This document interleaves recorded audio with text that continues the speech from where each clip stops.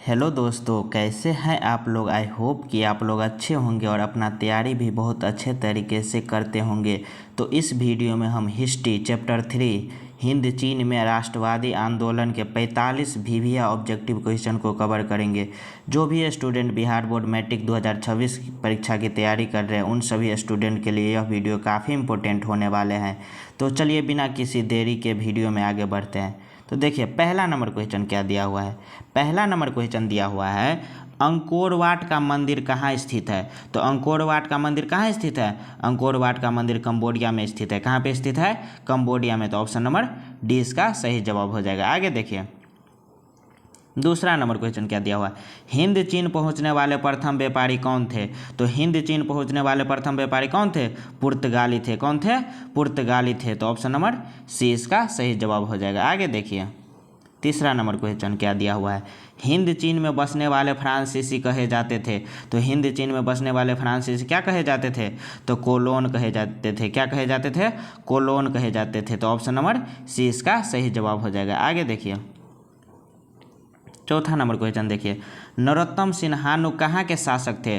तो नरोत्तम सिन्हानु कहाँ के शासक थे, तो कंबोडिया के शासक थे। कहाँ के शासक थे, कंबोडिया के शासक थे। तो ऑप्शन नंबर डी इसका सही जवाब हो जाएगा। आगे देखिए आगे क्या दिया हुआ है। 5 नंबर क्वेश्चन देखिए the history of the Laos of Vietnam किसने लिखा है। तो किसने लिखा है the history of the Laos of Vietnam, तो फान बोई चाओ। किसने लिखा है, फान बोई चाओ।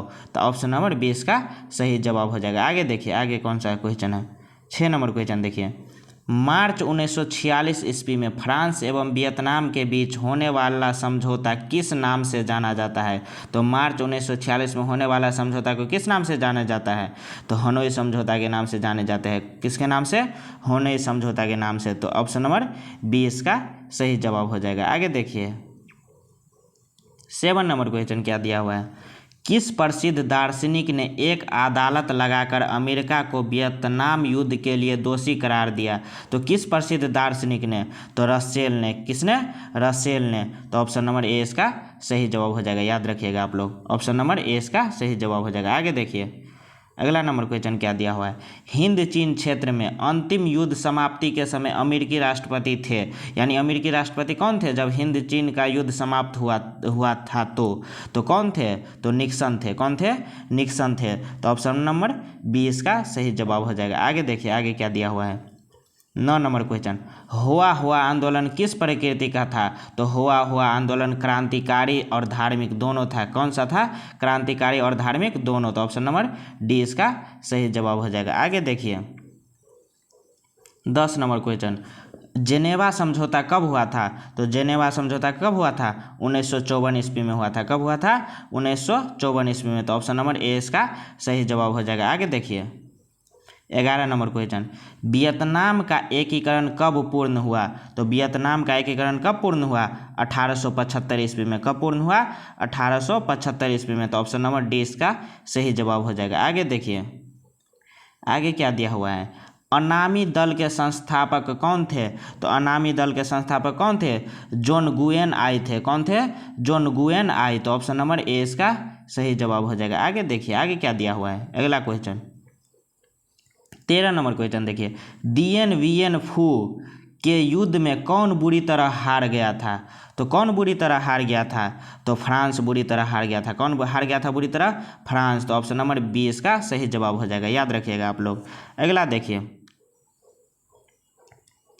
क्रांतिकारी संगठन दुई तान होई के नेता कौन थे।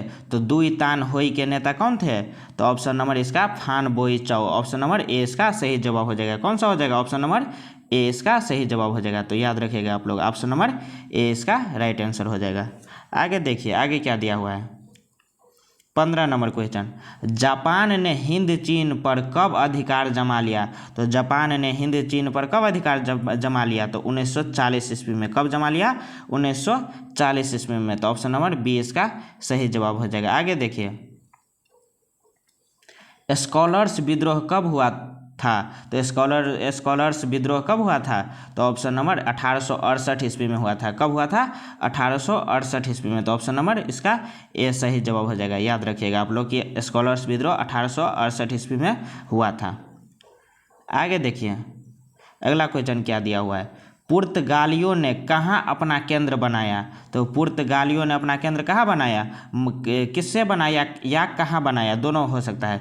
तो मलक्का को अपना केंद्र बनाया, किसको बनाया, मलक्का को। तो ऑप्शन नंबर ए इसका सही जवाब हो जाएगा। आगे देखिए अगला क्वेश्चन क्या दिया हुआ है, वियतनाम युद्ध की समाप्ति किस अमेरिकी राष्ट्रपति के समय हुई। तो वियतनाम युद्ध की समाप्ति किस अमेरिकी राष्ट्रपति के समय हुई, तो निक्सन के समय हुई। किसके समय, निक्सन के समय। तो ऑप्शन नंबर इसका बी राइट आंसर हो जाएगा, याद रखिएगा आप लोग। आगे देखिए आगे क्या दिया हुआ है, आगे दिया हुआ है हो ची मिन का शाब्दिक अर्थ क्या है। तो हो ची मिन का शाब्दिक अर्थ पथ प्रदर्शक होता है। क्या होता है, पथ प्रदर्शक। तो ऑप्शन नंबर सी इसका सही जवाब हो जाएगा। आगे देखिए आगे क्या दिया हुआ है,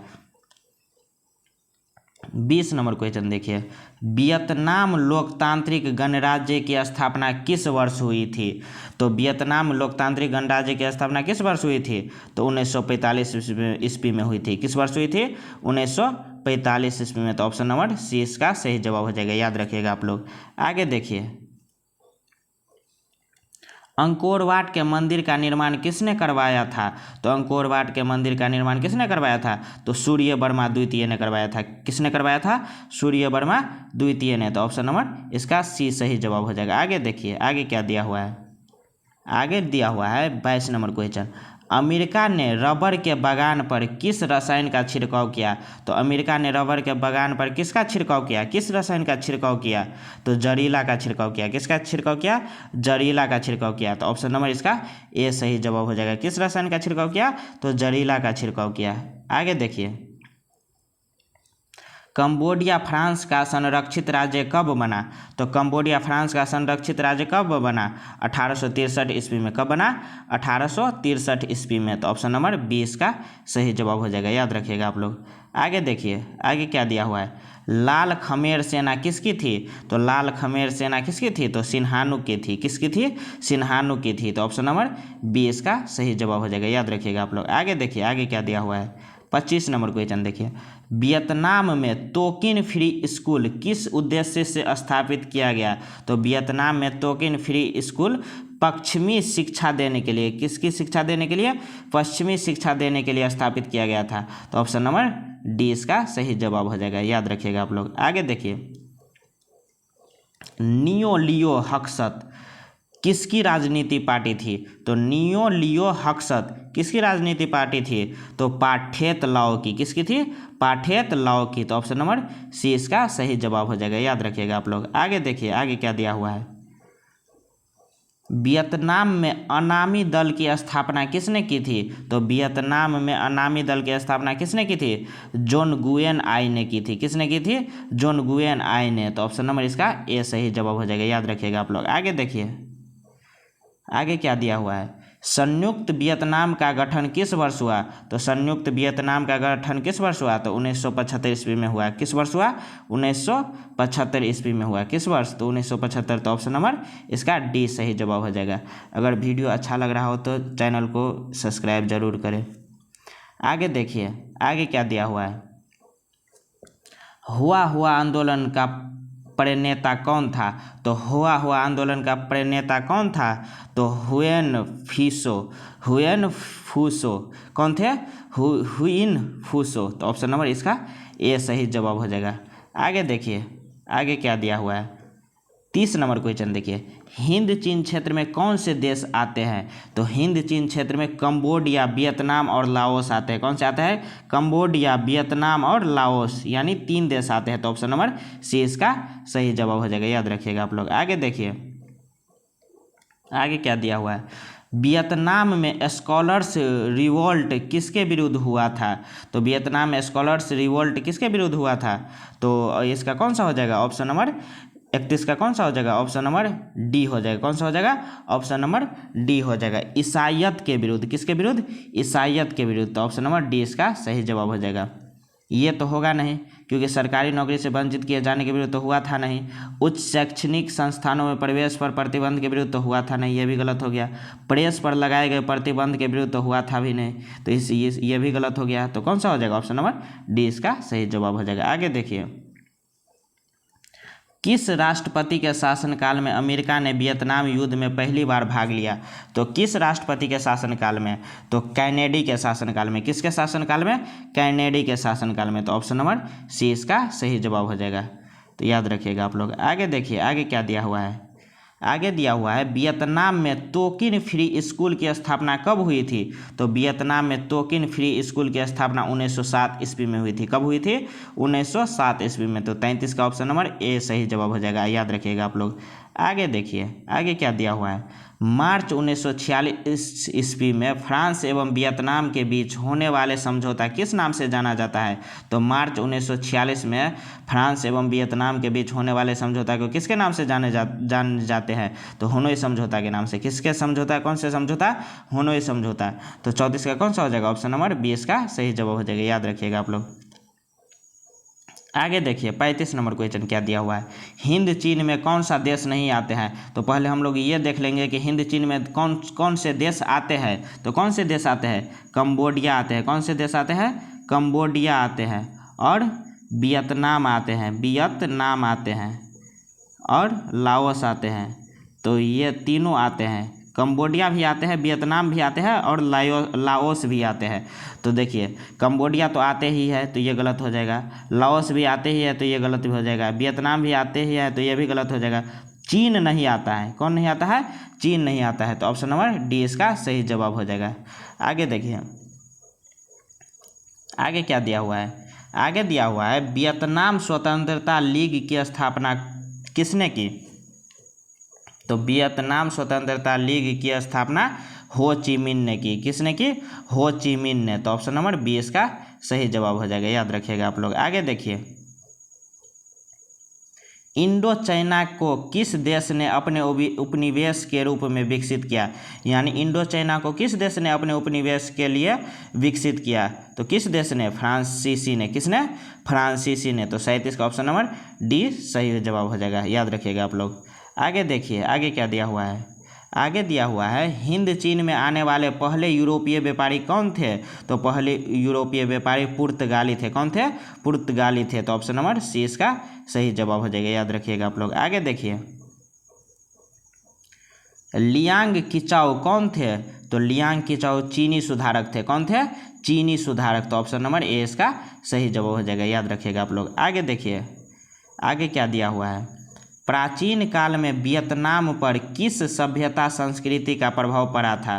तो किस सभ्यता संस्कृति का प्रभाव पड़ा था? तो चीनी का प्रभाव पड़ा था। किसका प्रभाव पड़ा था? चीनी का। तो ऑप्शन नंबर ए इसका सही जवाब हो जाएगा। आगे देखिए, आगे क्या दिया हुआ है। आगे दिया हुआ है फ्रेंच इंडो चाइना की स्थापना किस वर्ष हुआ? तो फ्रेंच इंडो चाइना की स्थापना 1887 ईस्वी में हुआ। किस वर्ष हुआ? 1887 ईस्वी में। तो ऑप्शन नंबर डी इसका सही जवाब हो जाएगा। आगे देखिए अगला क्वेश्चन क्या है। वियतनामी कम्युनिस्ट पार्टी के संस्थापक कौन थे? तो वियतनामी कम्युनिस्ट पार्टी के संस्थापक हो ची मिन थे। कौन थे? हो ची मिन थे। तो ऑप्शन नंबर ए इसका सही जवाब हो जाएगा। 42 का ऑप्शन नंबर ए सही हो जाएगा। आगे देखिए 43 नंबर क्वेश्चन क्या दिया हुआ है। वियतनाम का प्रसिद्ध व्यापारिक बंदरगाह कौन था? तो वियतनाम का प्रसिद्ध व्यापारिक बंदरगाह फाइफो था। कौन था? फाइफो था। तो ऑप्शन नंबर बी इसका सही जवाब हो जाएगा। याद रखिएगा आप लोग। आगे देखिए, आगे क्या दिया हुआ है। कंबोडिया को स्वतंत्र राज्य की मान्यता कब प्राप्त हुई? तो कंबोडिया को स्वतंत्र राज्य की मान्यता 1954 में प्राप्त हुई। किस वर्ष हुई? 1954 ईस्वी में। तो ऑप्शन नंबर इसका कौन सा हो जाएगा? डी हो जाएगा सही जवाब। ऑप्शन नंबर डी इसका सही जवाब हो जाएगा। आगे देखिए, एकीकृत वियतनाम की स्थापना किस वर्ष हुई?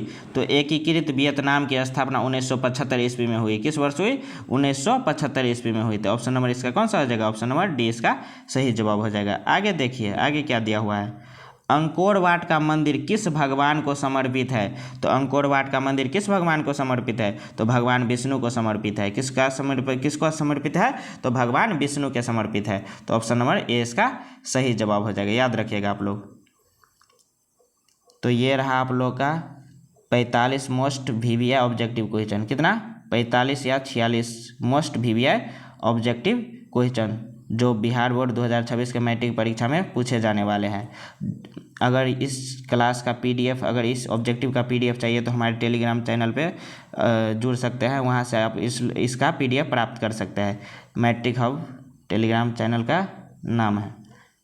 अगर वीडियो अच्छा लगा हो तो अपने दोस्तों के पास शेयर ज़रूर करें, साथ में लाइक ज़रूर करें, और चैनल में पहली बार आया है तो चैनल को सब्सक्राइब ज़रूर कर ले, ताकि हमें और भी मोटिवेट मिले और आपके बीच ऐसे ही और मज़ेदार वीडियो लेकर हम आपके पास आए। तो मिलते हैं अगले वीडियो में, तब तक के लिए जय हिंद। बने रहिए ऐसे और मज़ेदार वीडियो के लिए।